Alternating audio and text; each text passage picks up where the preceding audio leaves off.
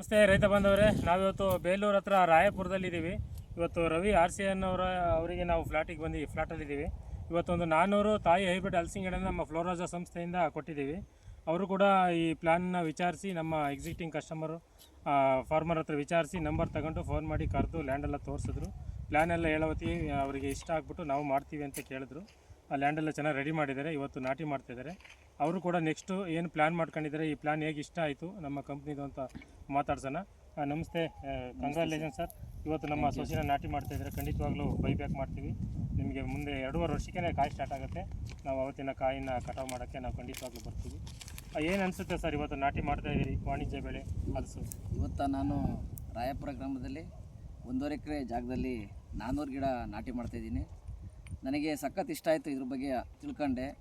ಪಕ್ಕದಲ್ಲಿ ಇನ್ನೂ ಒಂದು 10 ಎಕರೆ ಜಾಗ ಇದೆ ನಂದು ಪಕ್ಕದವ್ರದ್ದು. ಅದಾಗ ಗುತ್ತಿಗೆ ಮಾಡ್ಕೊಂಡು 25 ವರ್ಷ ಅಗ್ರಿಮೆಂಟ್ ಹಾಕ್ಕೊಂಡು 10 ಎಕರೆಗೆ ಹಾಕ್ಬೇಕಂತ ನಾನಿದ್ದೀನಿ.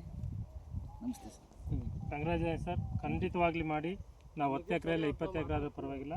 ಅಗ್ರಿಮೆಂಟ್ ಮಾತ್ರ 5 ಎಕರೆಗೆ ಒಬ್ಬರಿಗೆ ಅಗ್ರಿಮೆಂಟ್ ಬರುತ್ತೆ. ನಾವು 10 ಎಕರೆ ಆದರೆ ಇಬ್ಬರಿಗೆ ಅಗ್ರಿಮೆಂಟ್ ಮಾಡಿಕೊಡ್ತೀವಿ. ನಾವು 10 ಎಕರೆನೂ ಕೂಡ ಬೈಬ್ಯಾಕ್ ಖಂಡಿತವಾಗ್ಲೂ ಮಾಡ್ತೀವಿ. ನೀವು ಖಂಡಿತವಾಗ್ಲೂ ಮಾಡಿ. ಭೂಮಿ ಕೂಡ ಚೆನ್ನಾಗಿದೆ. ಒಳ್ಳೆಯದಾಗಲಿ ಸರ್. Thank you sir.